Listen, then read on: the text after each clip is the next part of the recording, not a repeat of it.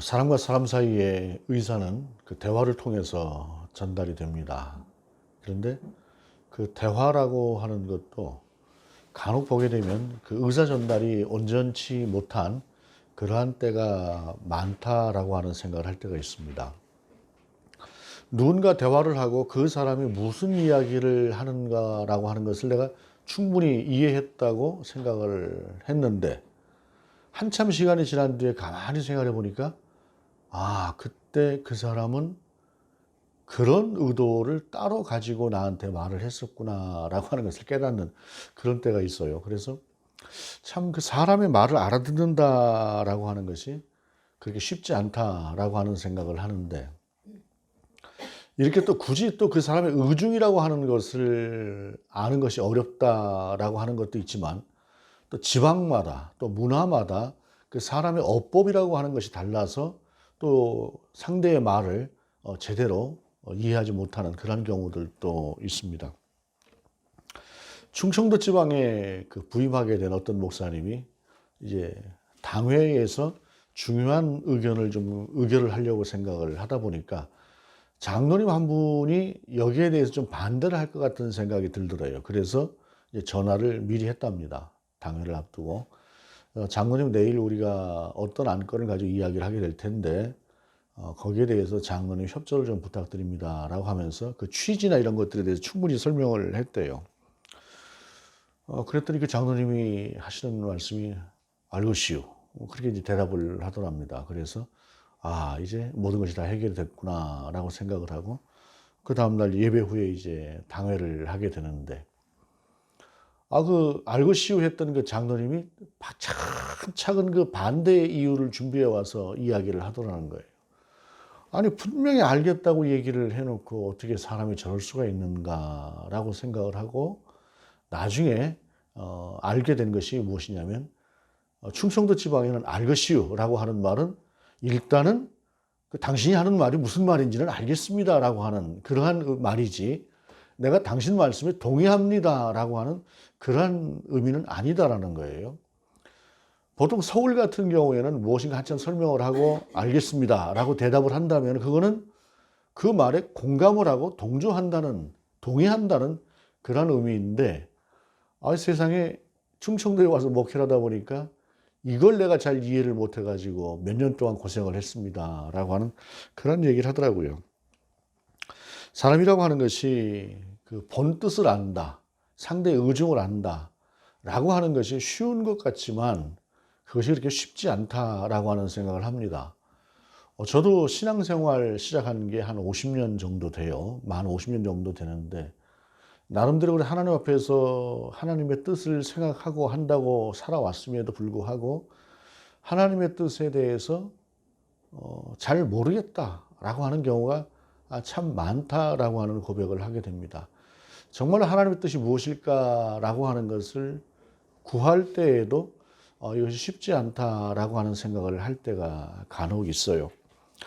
저희 경우 같은 경우 이제 가만히 돌아보게 되면 제가 이제 뭔가 하나 결단을 하고 선택을 하고 누군가를 도와야 될 그런 때가 오래전에 있었는데, 그때 하나님 앞에 그 기도를 드렸을 때에 하나님께서 그렇게 하라고 그렇게 제 안에 마음을 주시는 것 같았어요. 근데 내가 아무리 이성적으로 생각을 해봐도 이것은 하나님께서 그렇게 나에게 가서 그 일을 해봐라 라고 하실 만한 그런 상황이 아닌 것 같아서 내가 내 욕심으로 잘못 들었겠지라고 생각을 하고, 그 다음에 다시 하나님 앞에서 그 기도를 다시 해봤어요. 내 마음을 하나님 최대한 내려놓고 정말로 하나님께서 무엇을 원하시는지 여쭙습니다 라고 하는데, 하나님께서 또한 그 일을 해보라 라고 말씀을 하시는 것이에요.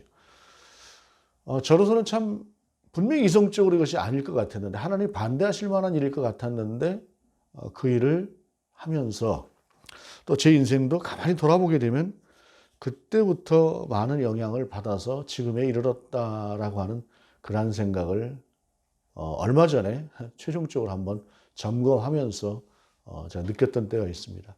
참 하나님의 뜻을 안다라고 하는 것은 우리의 이성이라고 하는 것하고는 좀 다르게, 하나님의 뜻은 하나님의 그 기쁘신 뜻을 따라서 움직여 가시는 분이다라고 하는 것입니다. 거의 한 10여 년 정도 지나서 제가 이제 깨닫게 된 말씀을 제가 여러분 앞에 소개를 하는 것입니다. 오늘 본문의 말씀입니다. 인자가 많은 고난을 받고 장로들과 대제사장들과 서기관들에게 버림받아 죽임을 당하고 사흘 만에 살아나야 할 것을 비로소 그들에게 가르치시되 라고 말씀하고 있습니다. 지금 주님은 예루살렘을 향해서 나아가는 길인데 예루살렘에서 좀 향해서 나아가는 길이 우리는 성경을 통해서 이미 알고 있는 것이 무엇인가? 그것은 십자가를 향해서 나아가시는 길이에요. 그런데 이 길 가운데서 우리 주님께서 주신 이 말씀이 인자가 이 많은 고난을 받고 장로들과 대제사장들과 서기관들에게 버림받아 죽임을 당할 것이다 라고 하는 이 말씀을 하셨을 때에 제자들이 받았을 충격이라고 하는 것은 굉장했을 것입니다. 이 무슨 말씀을 하시는 것인가? 왜냐하면 지금 주님의 인기가 하늘을 찌를 듯이 올라가고 있고 우리 주님이 이제 메시아다라고 하는 것을 사람들이 알아가고 있고 그 메시아에 의해서 이제 드디어 하나님께서 이스라엘을 구원하시는 그런 때가 왔다라고 생각을 하고 있었던 그때에 느닷없이 당신께서 대제사장들과 장로들과 서기관들에게 죽임을 당할 것이다 라고 이렇게 말씀을 하시니 제자들이 얼마나 힘이 들었겠습니까? 물론 주님께서 하시는 말씀은 거기에 방점이 있는 것이 아니라 그 다음에 죽은 자 가운데서 다시 사흘 만에 살아날 것이다 라고 하는 이 말씀에 방점이 있는데 앞에 있는 말씀이 제자들 가운데 와서 먼저 꽂혀버리니까 뒤에 있는 말씀은 들리질 않는 것이에요. 사람이라고 하는 것이 누군가 대화를 할 때도 그렇고 무엇인가 말씀을 들을 때도 그렇고 한 가지가 먼저 내게 딱 와서 걸려버리게 되면 그 다음 말이 잘 안 들리는 때가 참 많습니다. 지금 제자들이 그런 말씀을 하고 있는 거예요. 그런 생각을 하고 있는 것이에요. 주님께서 말씀하시는 장로들과 대제사장들과 서기관들은 이스라엘의 최고 종교 지도자들입니다. 그런데 그들에게 죽임을 당할 것이다 라고 말씀을 하셨을 때에 많은 제자들이 대제사장이나 서기관들이나 장로들이 지금 현재 이스라엘에 있는 종교 지도자들이 문제가 많고 그들은 개혁의 대상처럼 생각된다라고 하는 것을 누구나도 공통적으로 가지고 있었을 것입니다. 그런데 우리 주님께서는 그들과의 어떤 논쟁이라거나 불화라거나 하는 것들이 상당히 많이 있었는데 항상 그들을 책망하시고 혼내셨지 우리 주님이 그들에게 혼인하신 적이 한 번도 없어요. 예를 들자면 마가복음 내에서만 보자고 한다면 마가복음 2장에 보게 되면은 중풍병자가 주님 앞에서 고침을 받는 장면이 나오는데 너무 사람들이 많으니까 친구들이 아예 그 지붕을 뜯어내고 그냥 달아내려서 그 친구를 고치게 합니다. 그렇게 달아내려진 그 중풍병자를 보고 주님께서 하셨던 말씀이 내 죄 사함을 받았다라고 말씀을 하세요. 이것을 서기관들이 옆에서 듣고 있었습니다. 이게 무슨 말도 안 되는 소리인가? 내 죄 사함을 받았다라고 하는 죄 사함이라고 하는 것은 하나님의 권세, 오직 하나님만이 하실 수 있는 것인데 어찌 저 사람이 라고 생각을 하고 있을 때 우리 주님께서 하시는 말씀이 그거예요. 2장 9절에 보게 되면 중풍병자에게 내 죄 사함을 받았느니라 하는 말과 일어나 내 상을 가지고 걸어가라 하는 말 중에 어느 것이 쉽겠느냐? 그러나 인자가 땅에서 죄를 사하는 권세가 있는 줄을 너희로 알게 하려 하노라 라고 말씀을 하세요. 내 죄 사함을 받았다라고 하는 것은 그저 말이기 때문에 할 수 있는 말처럼 들릴 수 있다는 것이에요. 그러나 중풍병자, 꼼짝을 못하는 중풍병자에게 내가 들려왔던 그 상을 들고 나가라 라고 하는 말은 실제로 그 병자가 일어나서 그 상을 들고 나가야 되기 때문에 매우 어려운 말처럼 보이지만 그러나 쉬운 말씀을 주께서 먼저 하셨던 이유는 당신이 죄사함의 권세가 있는 분이라고 하는 것을 너희로 알게 하기 위해서다라는 것이에요. 이 말씀은 곧 당신이 메시아고 하나님의 아들이다라고 하는 것을 그들 가운데 말씀하시는데 그 다음에 이어지는 말씀이 또 있어요. 세관에 앉은 레위, 그러니까 곧 마태라고 하는 사람인데 예수님의 제자 중에 한 사람 아닙니까?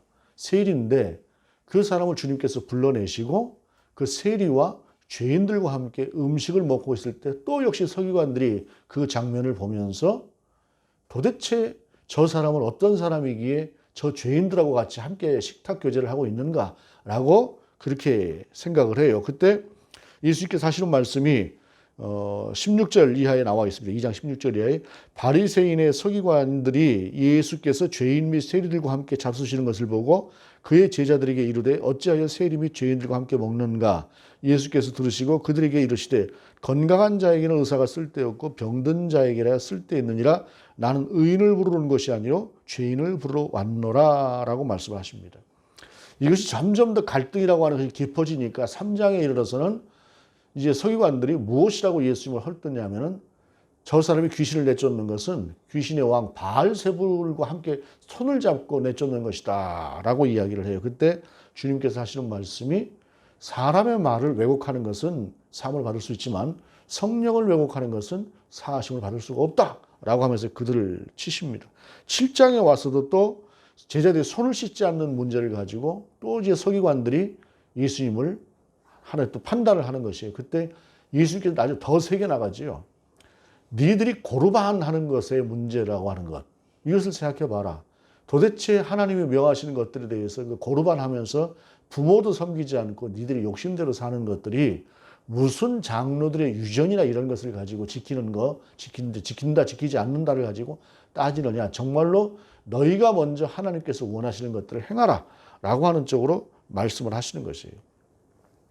한 번도 서기관들이 예수님 앞에서 예수님을 이겨본 적이 없어요. 그러니까 제자들 입장에서 볼 때는 우리 주님은 천하무적 아닙니까? 더군다나 본문 이전에 예수님께서는 오병이어의 이적을 일으키셔서 5천 명을 먹이셨고 그 다음에 7병이어의 이적을 일으키셔서 4천 명을 먹이셨어요. 먹고 사는 것이 힘든 세상에서 주님의 축사 하나에 그 보리떡 몇 개 가지고 생선 그 조그만 거 몇 개 가지고 5천 명이 먹고 4천 명이 먹어요. 아이들 여자까지 치게 되면 10,000명이 넘는 인원이 먹었을 수 있다라고 생각할 수 있는 것인데 이런 어마어마한 일들을 주님께서 하셨던 분이십니다.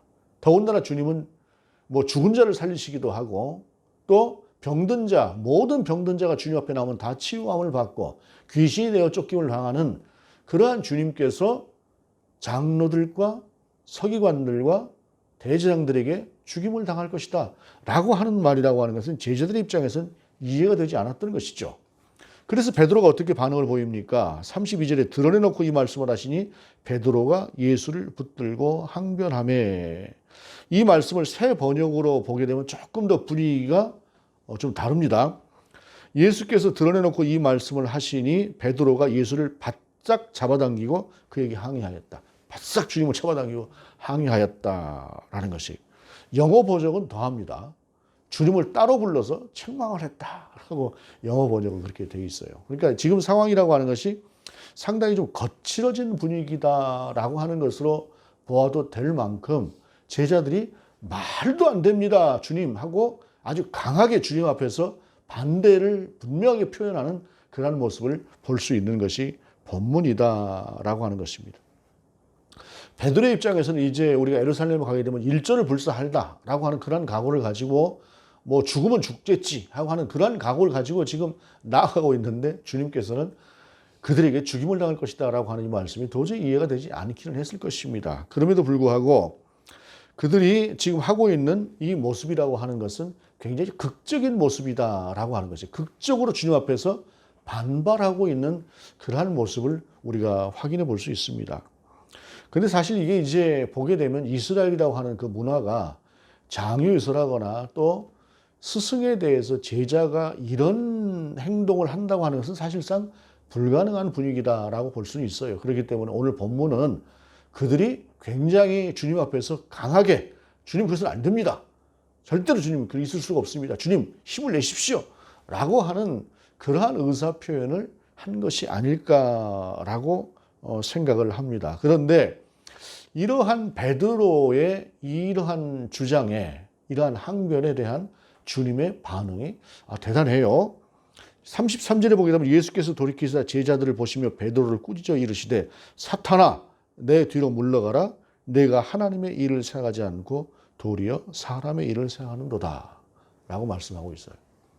사탄아 물러가라라고 하는 얘기는 굉장히 강렬한 말씀입니다. 그렇기 때문에 오늘 주님께서 하시는 이 사탄아 물러가라라고 하는 이 말씀을 통해서도 그 전에 베드로나 제자들이 가지고 있었던 항변하는 태도가 굉장히 힘든 극적인 그러한 상황을 가지고 있었다라고 하는 것을 유추해 보기에 충분한 말씀입니다. 그런데 왜 주님께서는 베드로에게 사탄아 물러가라라고 하셨을까요? 스승이 죽으시겠다고 하는데 그 죽으시겠다고 하는 스승을 보고 알겠습니다, 스승님 할 만한 제자는 없을 것입니다. 분명히 베드로 속에는 예수님을 생각하는 마음이 분명히 있었을 것이에요. 그런데 그 본 마음을 알아주시지 않고 왜 주님께서는 사탄아 물러가라라고 하셨을까라고 하는 것입니다. 그리고 네가 하나님의 일을 생각하지 않고 도리어 사람의 일을 생각하고 있다라고 하는 이 책망 속에는 우리가 가만히 생각해 보게 되면 베드로의 항변이라고 하는 것이 과연 순전한 항변일까라고 하는 것을 생각해 볼 수 있는 것입니다. 베드로는 분명히 당위성을 가지고 있고 명분을 가지고 있습니다. 절대로 우리가 장로나 대제사장이나 서기관들에게 이렇게 물러설 수 없습니다. 그들에게 질 수 없습니다. 라고 하는 것에 있어서는 분명한 명분도 있고 분명한 당위성도 있습니다. 그런데 명분과 당위성 뒤에 숨은 베드로의 욕망이라고 하는 것도 우리가 절대로 간과할 수 없는 것이죠. 왜냐하면 그것을 통해서 자기 자신에게 주어질 큰 기회라고 하는 것, 이것이 베드로 속에서 더 컸을 수 있다라고 하는 것입니다. 사실상 성경을 가만히 보게 되면 그 뒤에 제자들이 예수님 앞에서 논고 행상을 이야기를 하고 주님께서 자리를 잡으시게 되면 왕이 되시면 내가 어떤 자리를 차지할 것인가라고 하는 것을 그들이 생각하는 것으로 보아서 지금 분명히 베드로 속에는 하나님의 일보다 자기 자신의 욕망이라고 하는 것이 그 안에서 더 크게 있어서 그것을 소위 당위성이다, 명분이다라고 하는 것으로 앞세우고 있다라고 하는 것을 우리가 충분히 유추해 볼 수 있다라는 것입니다. 그렇기 때문에 우리 주님께서는 베드로에게 사탄아 물러가라라고 말씀을 하셨던 것입니다. 사람이라고 하는 것이 자기 자신도 자기 자신에게 속는 경우가 참 많이 있습니다. 이것은 하나님을 기쁘시게 하는 일이고 이것은 하나님께 영광이 되는 것이다 라고 무엇인가 일을 도모하고 행할 수 있지만 실상 그것은 하나님을 위한 것이 아니라 그 속에 숨은 자기 자신의 욕심과 욕망 때문에 그것을 포장하는 경우들이 사실상 상당히 많습니다. 제3자가 보면 쉽게 보이는 것이 본인은 보이지 않는 것들도 참 많이 있어요. 그래서 사람이 하나님과 사람 앞에서 정직한 태도라고 하는 것이 필요한 것인데 특별히 중요한 것은 인자가 많은 고난을 받고 장로들과 대제사장들과 서기관들에게 버림받아 죽임을 당할 것이다 라고 하는 것이 주님께서 주시고자 하는 방점이 아니라 그 뒤에 사흘 만에 살아나야 할 것이다 라고 하는 것이 사실은 핵심적인 말씀이었습니다. 죽음을 거치지 않고 다시 당신이 부활하실 수 없기 때문에 당신은 죽으실 것에 대해서 말씀하신 것인데 제자들은 오롯이 죽으실 것들에만 대해서 죽으실 것에 대해서만 그들은 생각을 하고 예수님 앞에 반대를 표현했다라고 하는 것입니다. 그러면서 주님께서 이어가시는 말씀이 무리와 제자들을 불러 이르시되 누구든지 나를 따라오려거든 자기를 부인하고 자기 십자가를 지고 나를 따를 것이니라 라고 말씀하고 있습니다. 여기서 부인한다라고 하는 이 헬라어 단어는 아파르네오마이라고 하는 단어인데 이것은 부인한다라고 하는 말이기도 하지만 이것은 분리된다라고 하는 그런 말이기도 합니다. 단절을 이야기하는 것인데 사람이 자기 자신을 부인한다라고 하는 것은 내가 지금까지 가지고 있었던 내 중심의 세계관, 내 중심의 철학, 내가 옳다고 생각하는 정의감, 이 모든 것들조차도 하나님의 뜻 안에서 맞추어서 나의 모든 생각을 버리고 사는 그런 삶을 이야기하는 것입니다. 사실 이제 이렇게 이야기를 하다 보면 사람이 오해를 할 수가 있는 것이 그러면 여태까지 내가 가지고 살아왔던 생각이라고 하는 것이 틀렸던 것입니까? 라고 하는 것인데 정리한다라고 하는 의미로 보는 것이 옳습니다. 우리가 보통 사람들이 가지고 있는 생각이라고 하는 것이 특별히 지나치게 자기중심적이라거나 이기적인 사람이 아니면 옳은 생각을 하는 것들이 많지요. 그 모든 것들을 하나님 앞에서 정리를 하고 하나님이 원하시는 것을 온전하게 내 삶 가운데 적용하고 사는 것이 바로 그런 것들이다라고 하는 것입니다. 이스라엘의 종교 지도자들이나 그러한 모습들을 보게 될 때에 그들의 모습이라고 하는 것이 주님과 함께 보았던 그 모습이라고 하는 것이 결코 옳은 모습은 아니었고 그들은 분명히 좀 개혁의 대상이고 청산의 대상이 되는 것은 분명했을 것입니다. 그러나 그것을 바꾸어 놓는다라고 하는 것은 나를 위한 것이 아니라 하나님의 뜻으로 말미암아 실현해 가야 되는 그러한 방법이라고 하는 것이 있는데 거기에 나의 생각이라고 하는 것이 집중되고 또 나의 욕심, 나의 욕망이라고 하는 것이 그들 가운데 투영되면서 거기에서 베드로가 오히려 메시아의 길을 방해하는 사탄의 길에 서버리는 그러한 결과를 맞이했다라고 하는 것입니다.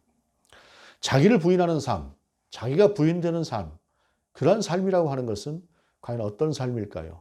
삶에 있어서 내가 해야 될, 나에게 맡겨진 것들, 그러한 일들을 해내는 그러한 삶을 이야기합니다. 예를 들자면 이와 같은 것들이다라고 볼 수가 있어요. 아이를 낳아서 키우게 될 때에 요즘 사람들이 참 그 아이를 낳지 않으려고 하는 그러한 이유들을 가만히 생각해 보면 이해는 됩니다. 왜냐하면 아이 하나를 양육하기 위해서 필요한 것은 자기 헌신이라고 하는 것이 필요한데 그 자기 헌신이라고 하는 것이 사실은 간단치가 않아요. 아이가 어느 정도 자라기까지는 사실은 엄마나 아빠나 철저하게 그 아이만 돌봐주는 그러한 상태에 있어야 되다 보니까 적어도 수년이라고 하는 것은 자기 생활이라고 하는 것이 없습니다. 요즘은 세상이라고 하는 것이 하도 이제 좋아지다 보니까 사실 그렇고 옛날에는 뭐 먹고 사는 문제만 해결이 되면 뭐 모든 것을 다 할 수 있었던 그러한 시대이기 때문에 그것이 크게 힘든 것이 아니었지만 이제는 사실상 모든 것을 많이 누릴 수가 있는 그러한 세상 가운데서 사실상 자기가 누릴 수 있는 그 모든 것들을 다 포기하고 아이 하나에게만 수년간을 매달려야 되고 그 이후로도 그 아이로 말미암아 자기 자신의 삶 가운데서 상당한 부분이 그 아이에게 헌신되어야 되는 그런 삶을 산다고 하는 것이 사실 부담스러울 수 있을 것이다 라고 하는 생각은 충분히 합니다. 그런데 중요한 것은 무엇이냐면은 그 아이를 통해서 갖게 되는 그 신비함, 경이로움, 이러한 것들은 세상 그 어느 곳에서도 돈으로도 결코 살 수가 없는 것이 그 부분이에요.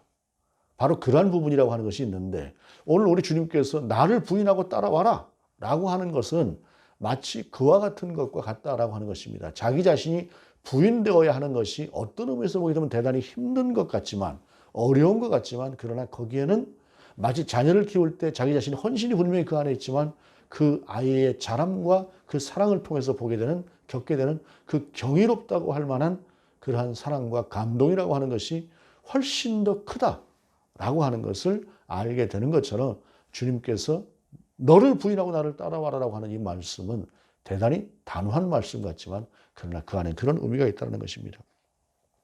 그러면서 주님께서는 또 자기 십자가를 지고 따라라라고 하는 것을 말씀하고 있어요. 자기 십자가나 자기 부인이라고 하는 것이 자기의 모든 것을 다 버리고 나의 생각을 로봇처럼 주님께 맞추라는 이야기는 결단코 아닙니다.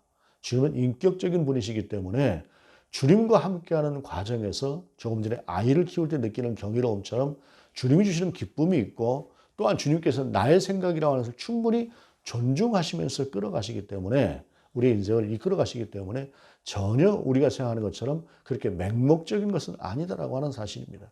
그 안에 기쁨이 있고 인격적인 관계가 있고 주님과 함께하는 그 함께함이 있는 것인데 바로 그것을 우리가 감당하는 것, 그러한 것들이 바로 자기를 부인하고 자기 십자가를 지는 것이다라고 하는 사실입니다. 직장을 다닐 때 우리가 직장에서 자기 역할이라고 하는 것이 있죠. 그 역할을 하지 않을 때에 급료라고 하는 것, 소위 월급이라고 하는 것, 생활비라고 하는 것이 들어올 수가 있습니까? 자기 십자가라고 하는 것은 그 십자가를 통해서 얻어지는 귀한 것들을 이야기하는 것입니다.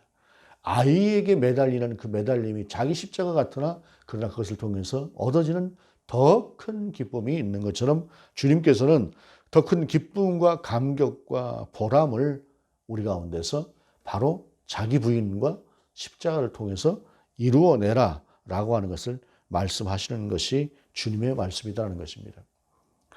다 알고 가는 것이 인생은 아닙니다. 실수도 할 수 있습니다. 중간중간에 넘어지기도 하고 하지요. 그 예가 가장 좋은 예가 어떤 예입니까? 아브라함의 예라고 할 수가 있습니다. 아브라함이 처음부터 완벽했던 사람입니까? 하나님 앞에서 실수한 것들을 여러 번 우리가 보게 되지요.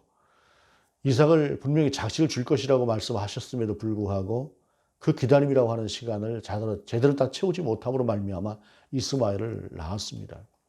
이것은 분명히 아브라함의 실수긴 합니다만 그렇다고 하나님께서 그것을 책망하시지도 않았습니다. 이스마엘은 이스마엘대로 살아갈 수 있는 길을 열어주셨어요. 그러나 그것이 이스마엘이 너를 통한 내가 약속한 그 약속은 아니다 라고 하는 것을 말씀하시면서 이삭을 또 주셨지요. 그런 과정들을 통해서 나중에 정말로 하나님의 마음에 흡족할 만한 그런 아브라함이 되어진 것처럼 사람은 그렇게 살아가는 것이고 그렇게 주님 안에서 자라가는 것이다 라고 하는 것입니다. 오늘 본문 또 36절 이야기 보면 사람이 만일 온 천하를 얻고도 자기 목숨을 잃으면 무엇이 유익하리요? 사람이 무엇을 주고 자기 목숨과 바꾸겠느냐? 누구든지 이 음란하고 죄 많은 세대에서 나와 내 말을 부끄러워하면 인자도 아버지의 영광으로 거룩한 천사들과 함께 올 때 그 사람을 부끄러워하리라 라고 말씀하고 있습니다. 여기서 이제 부끄러워하다라고 하는 것은 에피파이스 퀸데라고 하는 그러한 그 헬라어인데 이것은 부인한다라고 하는 의미를 같이 가지고 있어요. 그러니까 주님을 부끄러워한다라고 하는 것은 주님을 부인한다. 내가 예수 믿는 사람으로 사람들에게 비춰지는 것이 창피해 라고 생각할 만한 그런 여건이 있을 수 있다는 것입니다. 그런데 그 속에서 자기 자신이 예수 믿는 것처럼 행하지 않을 때 주님께서 그것을 그냥 보시지 않겠다라고 하는 것을 의미하는 것인데 왜 그러느냐? 주님을 부인하는 그러한 삶이라고 하는 것은 자기 생명을 버리는 삶이다라고 하는 것이고 자기가 영원히 살 수 있는 길에서 벗어나는 것이다라고 하는 것을 이야기하는 것입니다.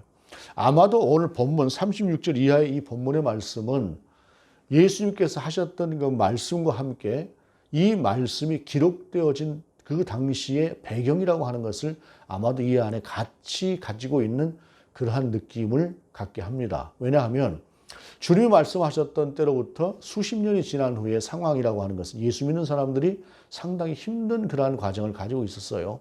주님께서 분명히 이 말씀을 하셨을 것입니다만은 그러나 그 말씀을 다시 기록으로 남게 될 때 복귀하는 과정에서 현실이라고 하는 것은 자꾸 주님을 부인하려고 하는 주님을 떠나려고 하는 사람들이 그들 안에 있었기 때문에 정말로 영원한 생명을 위해서 너희가 바라봐야 될 것이 무엇이고 살아야 될 삶이 무엇이냐라고 하는 것을 생각하라고 주시는 그런 말씀이 이 안에 있었을 것이다 라고 하는 것입니다.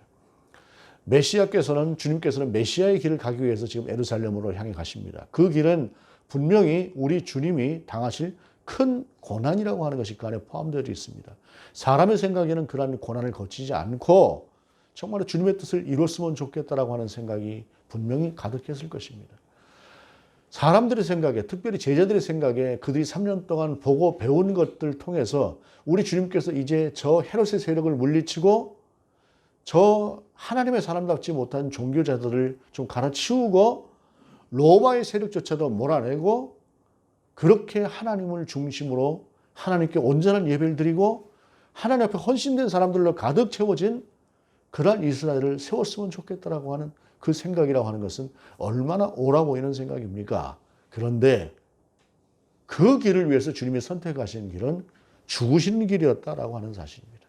그런데 그 죽으시는 길을 마다하고 주님, 우리 저들을 쫓아내고 이겨내고 전쟁을 통해서 멸망시키고 하십시다 라고 하는 이것은 오히려 메시아의 길을 반대하는 사탄의 길이요.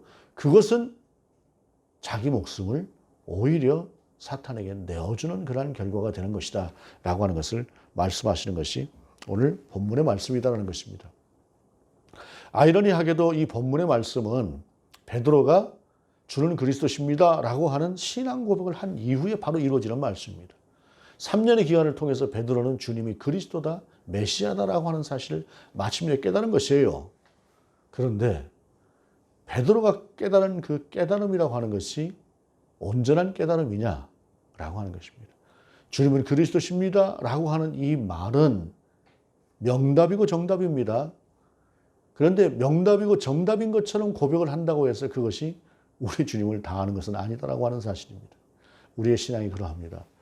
저와 여러분이 신앙생활을 해오고 나름대로 하나님의 뜻을 생각한다고 생각을 하고 그렇게 살아가고 있습니다. 그러나 우리가 생각하는 그 생각, 그것이 언제나 하나님이 옳다고 생각하실 만한 그런 생각일까요? 우리는 하나님의 뜻을 다 아는 사람들일까요? 우리가 하나님께 보시기에, 하나님 보시기에 옳다고 생각하는 것을 해드린다고 하는 그 행함이라고 하는 것이 정말로 하나님이 원하시는 것일까요? 아닐 수 있다라고 하는 사실입니다. 그렇기 때문에 우리는 늘 주님 앞에서 겸손한 자세를 갖는 것입니다. 그렇다고 오늘 말씀이 우리 보고 완벽한 자세를 가지라는 것은 아닙니다. 절대로 너희가 항상 하나님의 뜻을 분별해서 하나님의 뜻대로만 살아라 라고 하는 말씀은 결코 아니라는 것이죠. 우리의 뜻과 우리의 생각이 하나님을 향해 있으라는 것입니다. 그리고 하나님께서 말씀하시면 그때에는 순종하라라고 하는 것이 바로 주님이 오늘 본문의 말씀을 통해서 우리에게 주시는 말씀입니다. 어떤 길은 하나님의 길 같습니다. 그것은 메시아 길 같아 보입니다. 그러나 그것은 사탄의 길인 것도 있다라고 하는 사실입니다. 우리는 불완전한 존재라고 하는 사실입니다. 그렇기 때문에 늘상 하나님 앞에서 하나님이 원하시는 길이라고 하면 순종할 수 있는 그러한 자세를 가지고 하나님 앞에 서 있는 저와 여러분 될 수 있기를 원합니다. 우리가 비록 불완전한 존재라서 때로는 실수도 하고 넘어질 수도 있습니다. 그러나 그때 일으켜 세워주시면서 우리에게 다시 길을 보여주신다고 할 때에 우리는 그 길을 갈 수 있는 그러한 사람들로 하나님 앞에서 살아갈 수 있기를 원합니다. 그것이 사탄의 길을 버리고 메시아의 길을 가는 우리의 삶이다라는 것입니다. 주님의 은혜가 저와 여러분 가운데 함께 하시기를 간절히 축원합니다. 기도하시겠습니다. 주님, 우리의 삶이 우리의 생각을 따라 우리가 옳다고 하는 그 고집을 따라 사는 삶이 아니라 때로는 불합리해 보여도 주님의 뜻이라고 하면 순종할 수 있는 주님의 길을 살아가는 삶이 되게 하시옵소서. 그렇게 구별할 수 있는 은혜를, 성령을 우리 가운데 충만케 하옵소서. 늘상 우리의 삶을 주관하시고 함께 하시고 붙드시고 깨닫게 하시옵소서. 주 예수 그리스도의 이름으로 기도드립니다. 아멘.